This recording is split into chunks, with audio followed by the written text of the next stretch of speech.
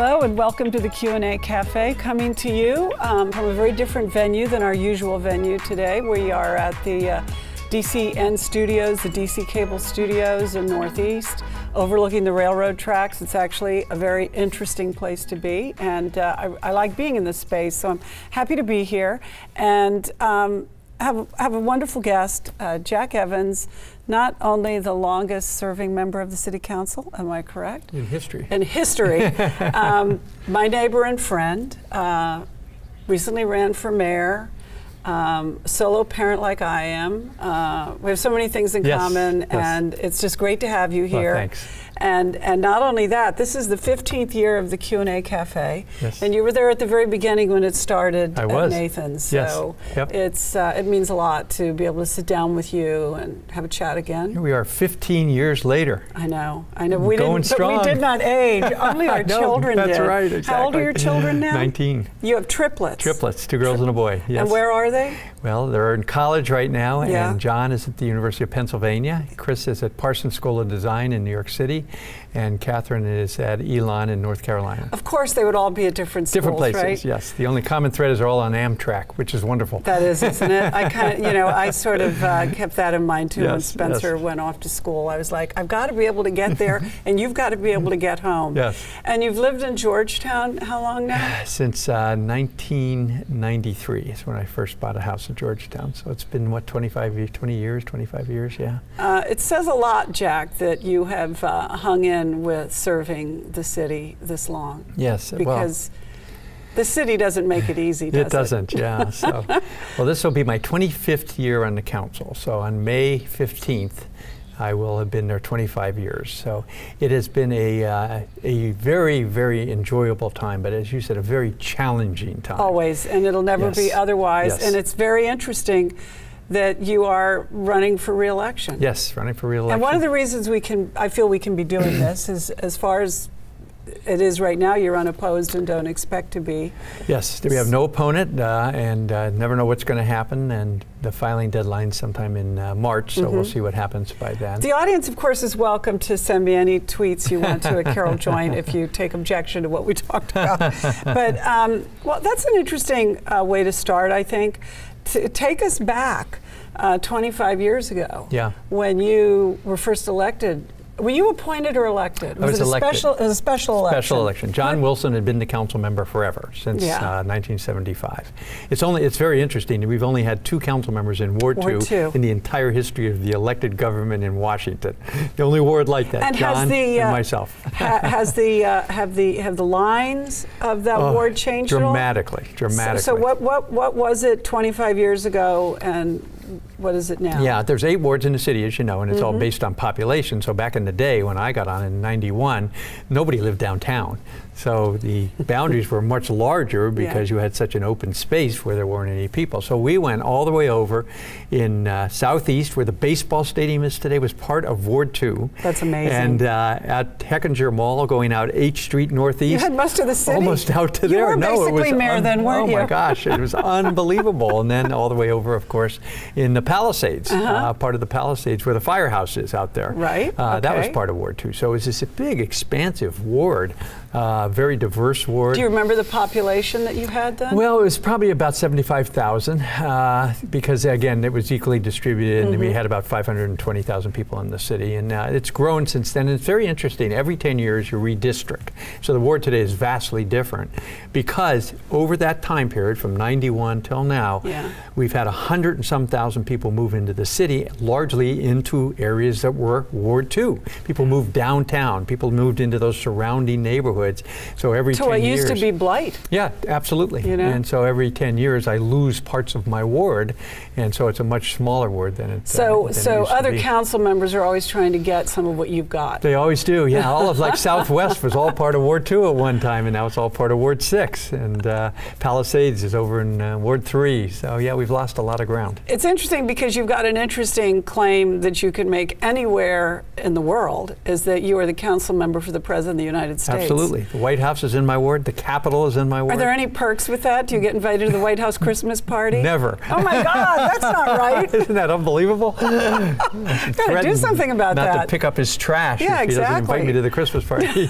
No. Has the White House ever brought any complaints to your office that needed to be handled at a civic level? At a city council level? Yeah. No, not really. Not that I can remember. I guess they have ways that it just gets resolved. But it is kind of unique having the White House, the Capitol, the mall, well, all of that. Yeah, yes, it's like it's boastable. But what is your I guess Georgetown's your most populous? Well, there's 6 neighborhoods, and Georgetown, DuPont Circle, and Logan Circle probably are the 3 most populous areas. Then we have Foggy Bottom, downtown, and Sheridan, Calorama. And so those are really the 6 components of Ward 2. And Georgetown is where I live, of course, is a really exciting neighborhood. And you've seen, and we've seen in this 25 years, a dramatic change in Georgetown. When I first moved there in '93, I have to say the infrastructure of Georgetown, which is arguably the most historic district, not only in America, but almost in the world. Georgetown is synonymous with historic.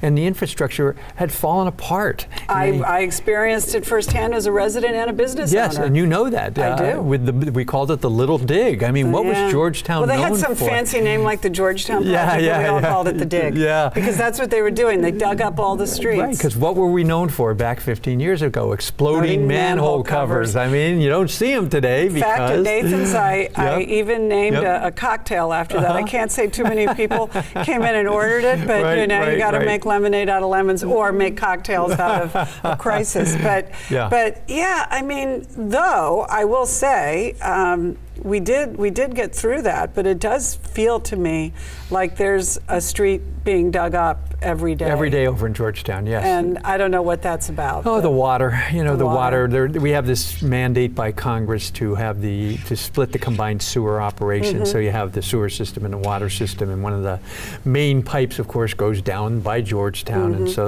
over and that P pipe Street. serves the city, or yeah, it serves the city, and it just has to be done. And so we saw a lot of construction, as you know, on P Street this past winter, and of course the Water and Sewer Authority didn't do the best job they could, and it was a wreck for a long time. And that's where I drive to work every day, and you know all about it. So, but I don't. You know, it's always interesting to me. People don't care about Georgetown until they do, or when they do. Yeah. But we have an interesting reputation, and I try not to talk about our problems too much because it is a very nice place to live. But I also recognize that Georgetown pays an enormous amount of sales taxes, and it does play a vital role in keeping the city going. And I think 14th Street has come on gangbusters. Yes, it has. But there's no visit to Washington that doesn't include Georgetown. Yep, absolutely. The other big change has been commercially. And we just, I think probably the center of all that, or the heat-seeking part of it, is the mall, because the mall just doesn't seem to be able to get it together. Yep. And the latest thing to have happened with the mall is news that TJ Maxx Home Goods wasn't going to renew their lease. Yeah, I saw that. And this is in the same week in which we found out that Walmart is... Today. And they're pulling out of Skyland. I was there this morning. So tell us exactly what it is Walmart's not now going to do that they told us they were going to do. Okay, and this is a very interesting story. This morning I met with Walmart and with Brian Kenner and the mayor's people, and they announced that the 2 stores, they've already built 3 stores in the city, one in Tacoma, Georgia Avenue, and then H Street. But there were two stores in Ward 7 at Skyland and at East Capitol Street. And they have announced today they are not going to build those 2 stores, which has infuriated me because I was at the meeting in Las Vegas at the ICSC when we struck the deal. You gave them breaks. We gave them breaks, and the point was that Walmart was desperate back in the day to come into urban environments. They had a store in New York, one in Chicago, and they wanted to get into the district in the worst way. And Vince Gray and I were there, he was the mayor at the time, and said to them, if you want to go to Georgia Avenue and New Jersey and NH, you must build at Skyland, and they were very resistant to that. The neighborhood needs it. But they finally made the agreement. Yes, we will do that. And of course, they built the 3 stores, and now they're saying they're not going to do it. And it's financial, they're saying. It costs a lot to build in the district, which we know. There are new regulations the council's always looking at, which we know. And yes, brick and mortar stores are not as profitable, which we know. But we had a deal. And I said that to them this morning. We had a deal, and where I come from in Pennsylvania, we got a handshake. No matter how it goes, you keep your end. So is there any aftermath to that? Do they perhaps pay us a penalty, or if they, I mean, because they're closing stores all over the country. Yeah, about 300 stores I heard nationwide. Right. Yeah. So would there be an agreement that if their fortunes turned in another direction and they decided that they were going to start building again, say 5 years, 10 years, that DC would be at the top of the list? Well, we're going to try and work on everything, Carol. You know, everything we can. We can always sue them and get money, but we want the store. That's what we want. I know. We don't the want big the box lawsuit. stores scare me, though. Yeah.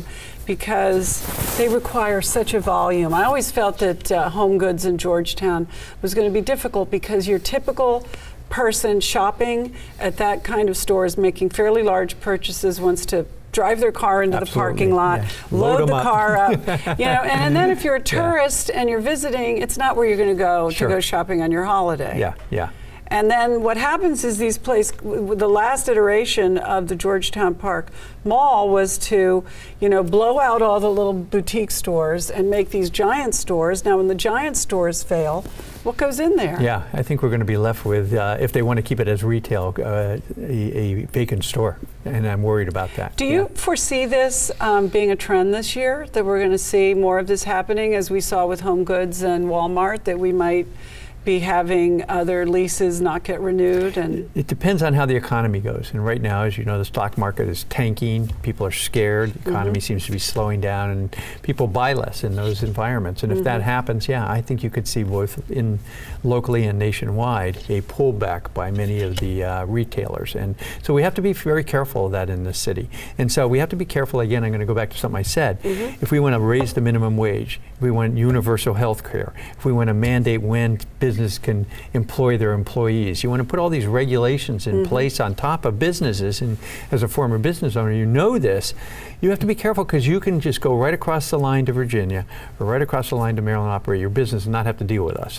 You have to be careful. Many of my colleagues. Are you talking in a circuitous way about paid home leave? Oh yeah, absolutely. and many of my colleagues on the city council, who are brand new, we have 8 out of 13 members, just don't remember there were times here when things were tough, or the ramifications of their actions. Each one of these things I mentioned are fine. They're good policies. But you put them all together and say to a business like Walmart, you got to pay all this stuff. They're going, well, maybe not. Maybe we're not going to pay all this stuff. And we're trying to get, for instance, Marriott to move into the city. We're trying to get. But you're losing the FBI, and I guess they're about the same size. Yeah, they can go. But Marriott is a corporation would love to have. They can move into the old FBI building, right? No, we don't want them there. But I have a great site for them. All right, you do the talking. I'll just listen. But they're going to think twice if their expenses to locate in the city are going to be a third higher than they would be in Maryland or Virginia. And I keep telling people, we have to be cognizant of where we are. We're not California, a giant state. We're a little tiny place between 2 big states. And one of them is the most business-friendly jurisdiction in America, and that's Virginia. And when that's our competition, led by a governor who's the best at what he does, Terry McCullough. But do you think he's changed the culture there? Oh, without a doubt. Yeah, Terry is a go-getter. Come to Virginia. There's not a conversation he has with anybody, no matter where he is. Does he do anything for D.C.? No, not at all. No, well, he's then, the governor. Then we're not going to like him. Sorry. He's the governor. So, but that's our competition, and we have to be careful of that. Also, we do have limited space, and any time you bring something big into the city, it needs comparable parking. Sure. As much as and we will get to Metro, but as much as we want to say we rely on public transportation, we still are a town in our cars. Yes, we are. Which is one of the interesting things about the whole football stadium discussion, because you make a bigger stadium over where RFK is, and then you just take all this space and make it parking lot.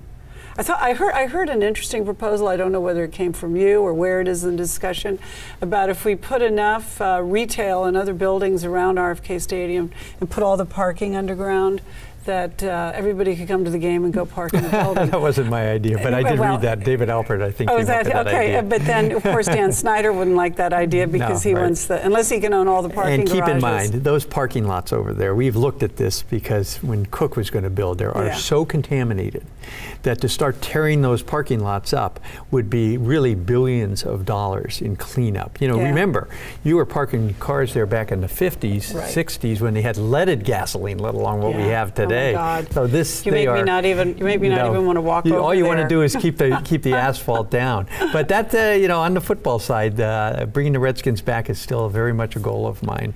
And putting a stadium where RFK is, and you have the parking, you have the metro, you have the access roads, and some of the plans we have to develop, retail and residential. It's a great idea. It is a great idea, but do you think that Mayor Bowser should start using the name? Here's my advice to the mayor. Even though I don't like the name myself, but I say it. The advice I give to the mayor and my position is the same as Terry McAuliffe and Governor Hogan. Yeah, whatever they say, I say.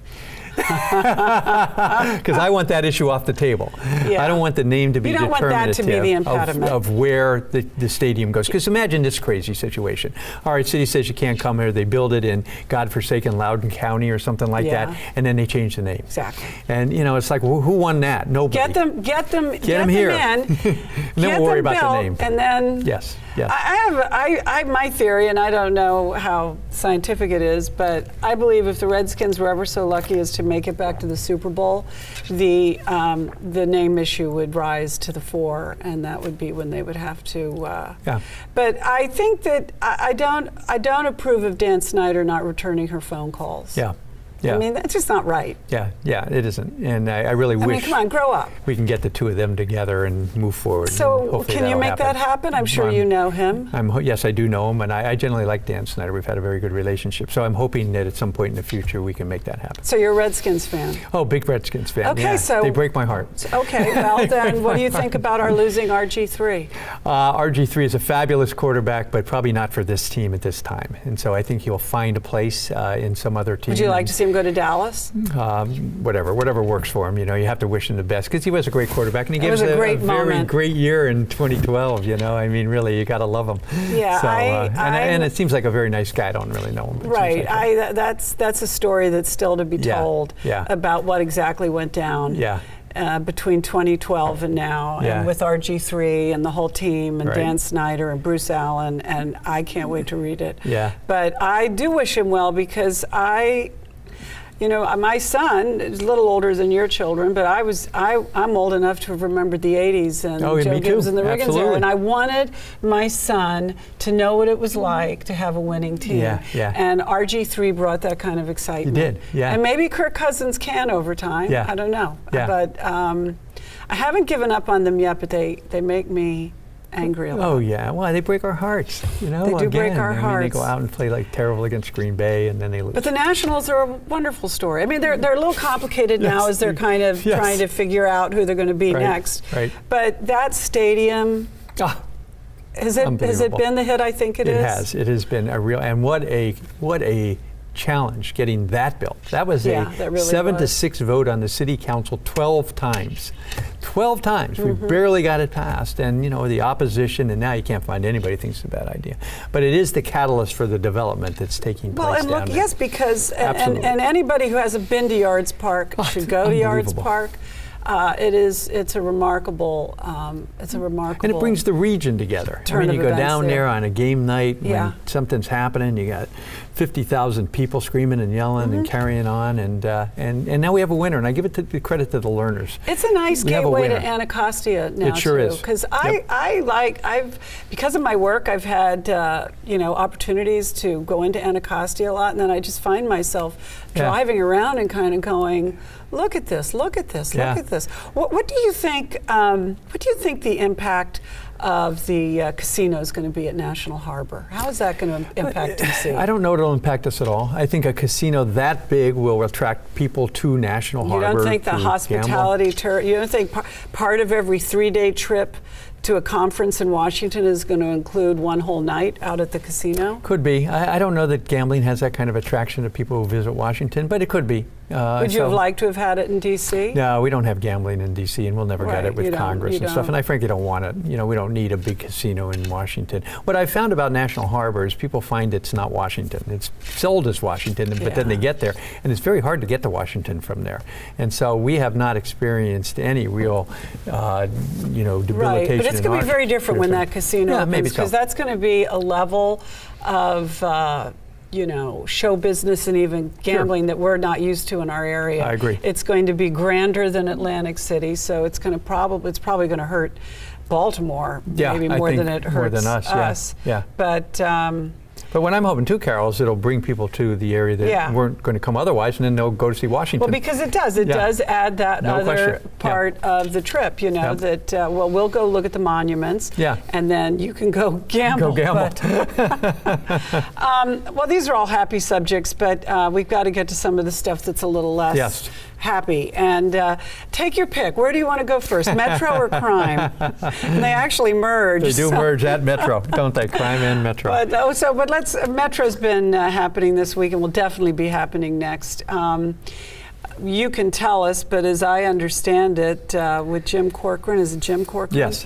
Of Virginia pulling out of seeking the chairmanship of the Metro Board, it leaves pretty much you. It does. On your own, and you want this. I do want to be chairman of the Board of Metro. I will say this, the election is 2 weeks from yesterday. 28th? Yes. Well, this will air before that, so. And the article in the paper today was, Jack's going to be it. And so that makes me nervous because there's a lot of room for mischief. Because wasn't there a little innuendo in there? Oh, yes. But one of the board members wasn't so sure. We might try to find somebody, but on the other hand, no, I don't think that will happen. I don't really. So, I wanted to say, well, then don't say anything. Yeah, so in politics, you got to hold your breath in a situation like this. Because really, why would anybody want that job? Yeah, well, I think it would be fabulous for this reason. I have a history with Metro.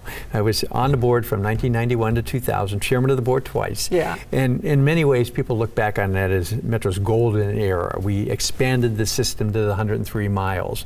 It was running good. It wasn't that old. And so there were really, when I left in 2000, Metro was really an outstanding success for our region. So I came back in January. So what year was that? It's high 2000. water. 2000. So that was okay. So I came back in January of this year, not expecting much of anything. I thought I'll go back on the board again. Things seemed to be okay. At least that was the message Metro was putting out. And I'll never forget. I went on my first board meeting was on a Thursday. I think it was the 7th of January, and within the following Monday was the day of the terrible accident where the woman was killed in the smoke. Yeah.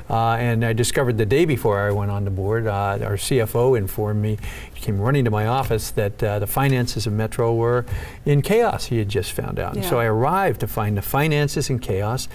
Safety, which had been billed as something Metro had been focused on, was a disaster. It actually, they hadn't been focused on it. And it was unsafe, worse than it was before the Fort Totten accident. Yeah. And so you have safety, you have finance, and now you have crime. Where people are afraid to go on the system because you have these roving bands of youths who are attacking people. So you're afraid of the rails, you're afraid of the maintenance, you're afraid of the crime.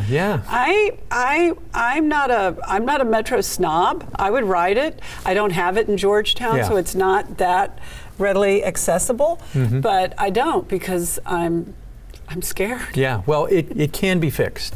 And the reason I want to be chairman is because you need a leader at this point in time who can sell Metro and fix Metro. The finances I can fix.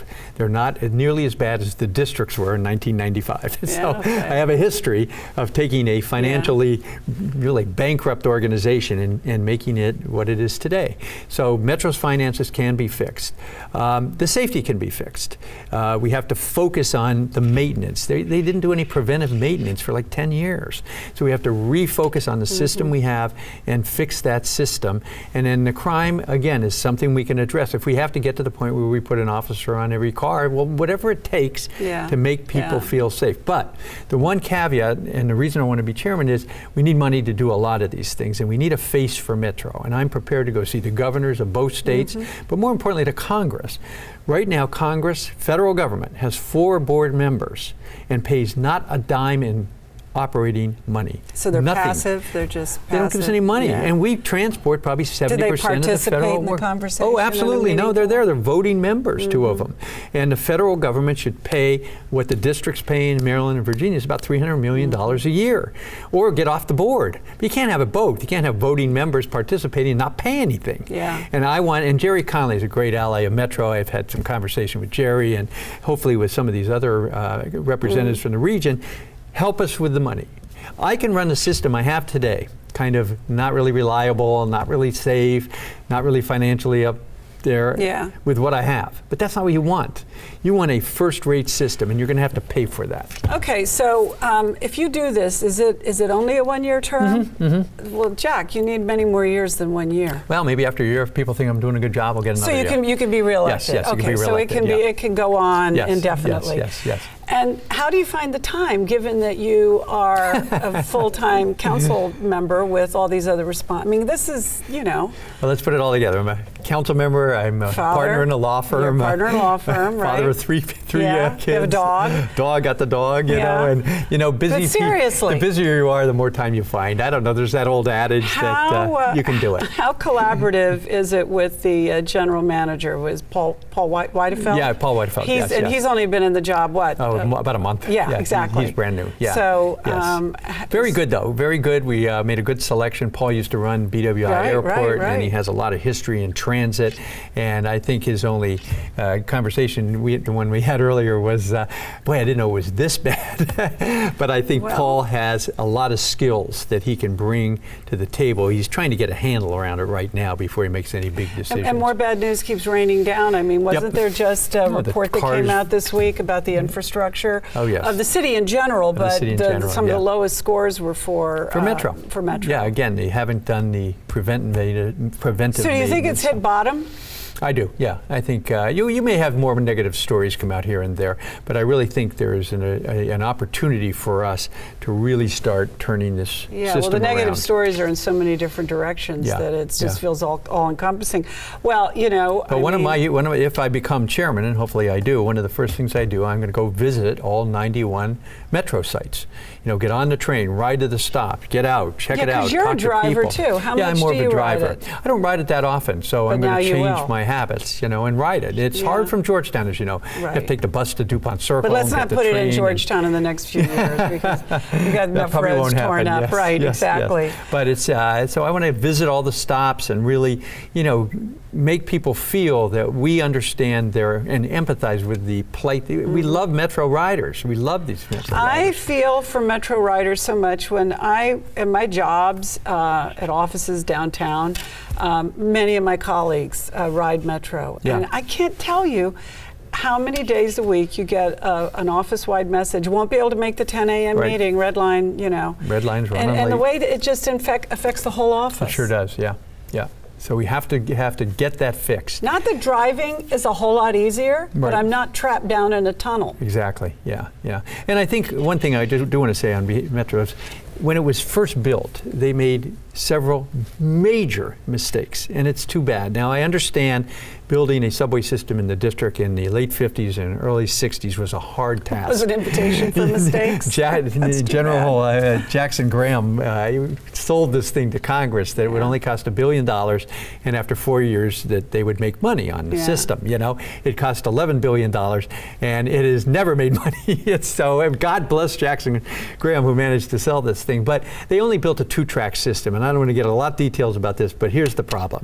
New York has a 4-track system, meaning they can run trains 24 hours a day and do maintenance on the other tracks. We only have a 2-track system. We didn't go big enough. No, we didn't go big enough, and we could have, and consequently, when we have to do major construction, we have to stop, close the system down so it doesn't run for 4 or 5 hours at night, or we have to single-track trains, which slows everything down. So we're stuck, unfortunately, with a system that doesn't lend itself to easy repair. There are so many lessons learned in that very statement, though, of not going big enough. I mean, we see it with Route 66 every 3 years as they have to keep, widening and widening and widening. Yeah. Well, the interesting thing about the crime, not that it's interesting, it's sort of sad, but the crime that is in Metro, is that going up above ground, or is the crime issues we're having above ground coming down into Metro?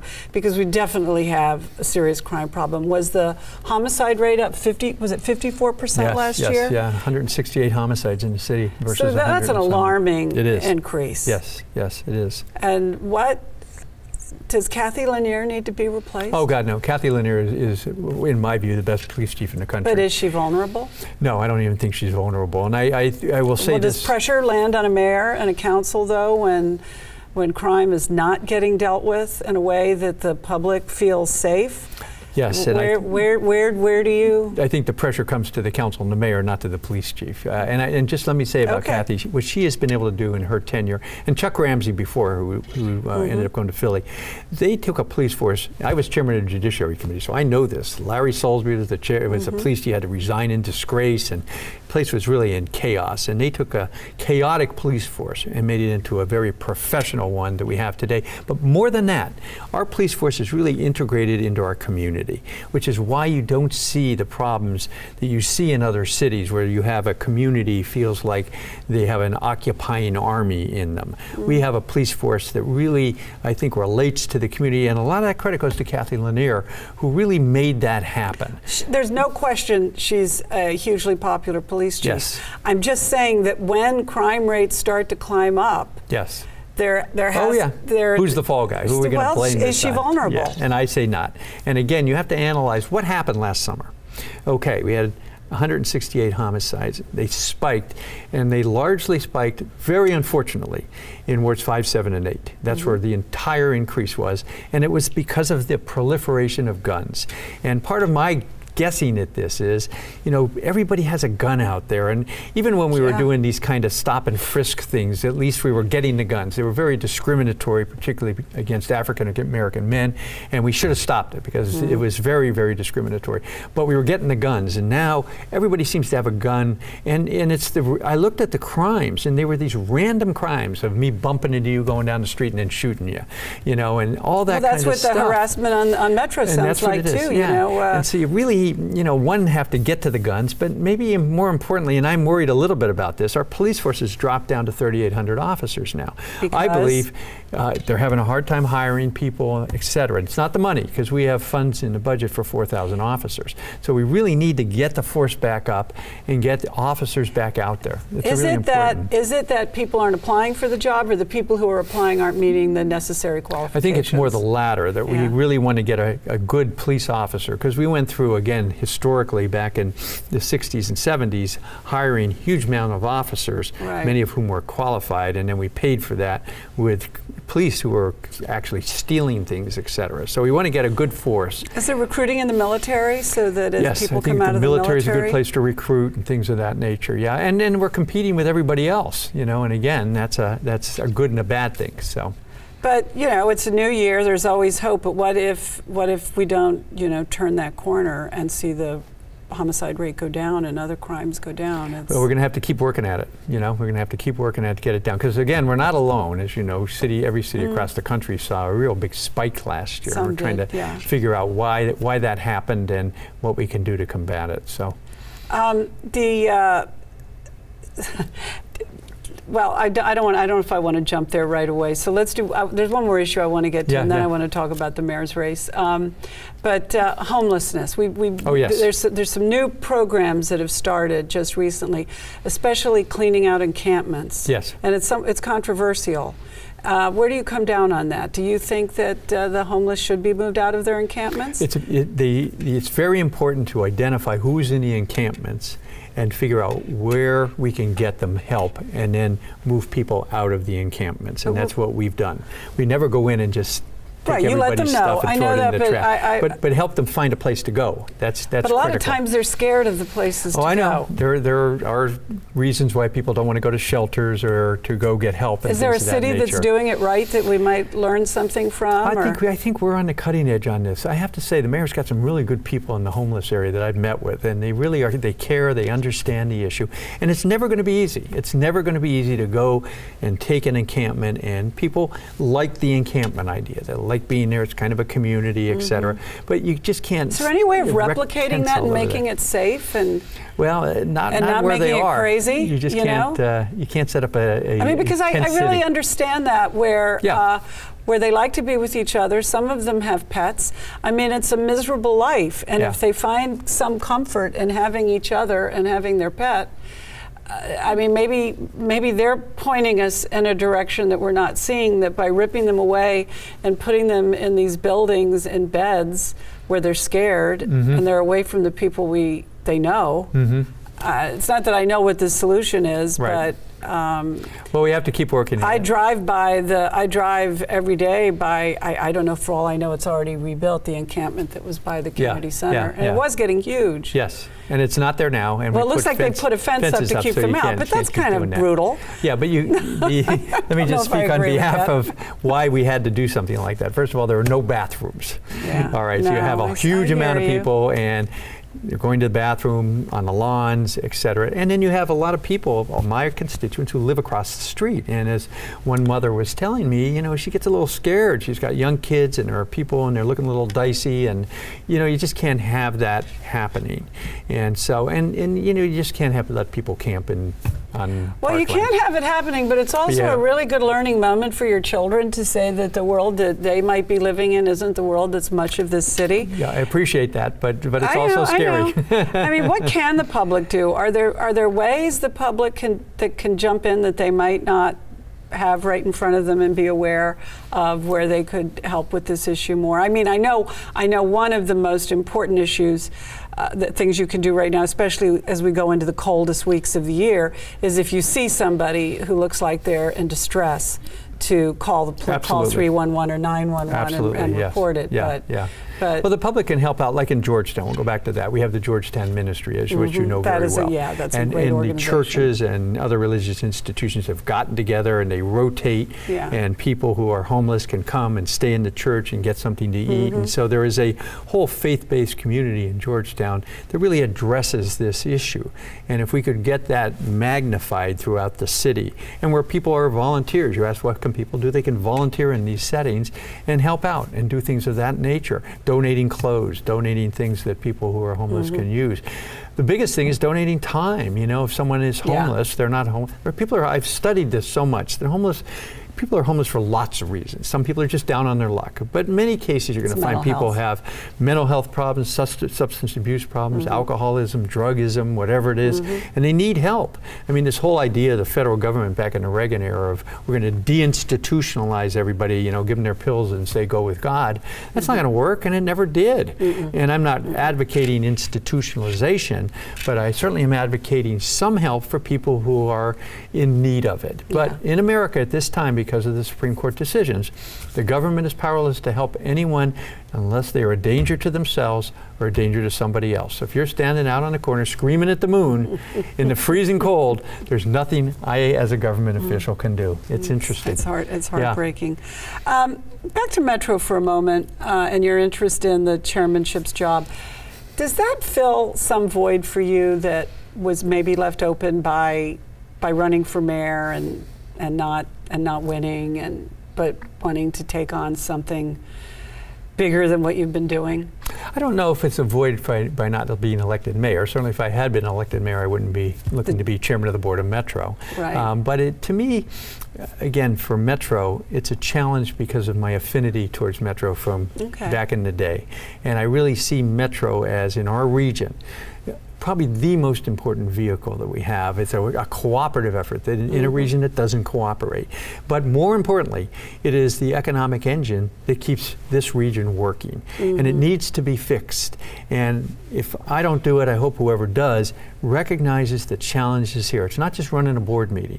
It's reaching out and really trying to fix, and this is the time to do it. But I would have loved to have been mayor, but I think our mayor, Muriel Bowser, is doing a fabulous job. I'm a big ally of hers, big fan of hers, and she's got some real challenges. And so, but I think she's doing a very good job. The U.S. Attorney's Office recently just dropped the case or the investigation of Vincent Gray, and nothing came of that. And yet, at the time that Vince Gray was running for re-election, it was an issue that loomed over him and probably affected his re-election. What do you feel about that? That was a real wrong done to him, or just the way it goes sometimes? Or? No, I think the U.S. Attorney's Office at the end of the day acted irresponsibly by not acting faster. I was in that election. I remember when it happened 3 weeks before the election. U.S. Attorney, big press conference, leading everyone to believe that Vince was about to be charged. Oh, and there was speculation even leading up to that moment. Absolutely. It was always there. Always there. And, you know, throughout his whole tenure as mayor, he had this cloud hanging over his head. And then to allow the election to take place, Vince lost largely because of that press conference. I was just going to say, do you think he would have been reelected if not for that? I do. You know, I remember the polling numbers, you know, and after that, just would you have switched. still run if he had not had that issue?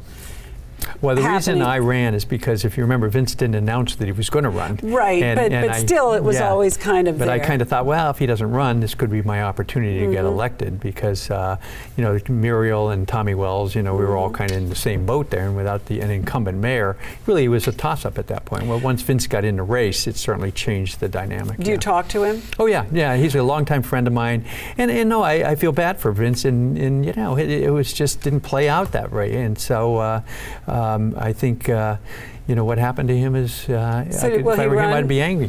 Will he run? I don't know. I'll speculate. I mean, first of all, for the council, and then I'll ask if he runs for the council, and when will he run for mayor? I can't speculate. This is DC. Anything can happen. Anything can happen. When I first came on the council in 1991, Marion Barry was in jail, and Dave Clark was teaching at the DC Law School.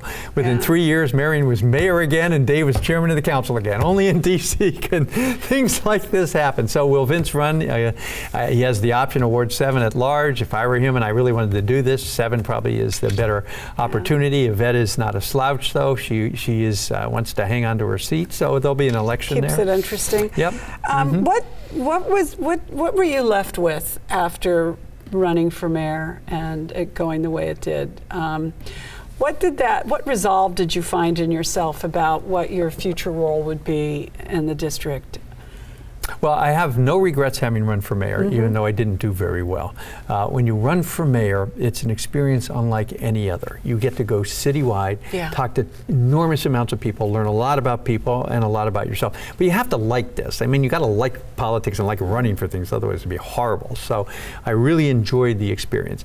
It is not a secret that at some point I knew I wasn't going to win. Why? And well, it looked like it became a two-person race between Vince and Muriel, and we just didn't catch on. And for whatever reason, it didn't play my way. Do you think that old yarn that, you know, a white person can't get elected mayor had anything to do with it? I don't know if a white person can't get elected mayor, but in that election at that time, it just wasn't my time. Yeah. And so, so I recognized we weren't going to win, and I still had my seat on the council, and you move on from there, and I guess your personality dictates it, but I'm always a glasses half full person, and I ran, I lost, time to move on to the next challenge, which was to be the Ward 2 council member and things that lie ahead. So I don't regret doing it, and I think you take a lot of experiences away from it, make me a better council member, if nothing else. Yeah.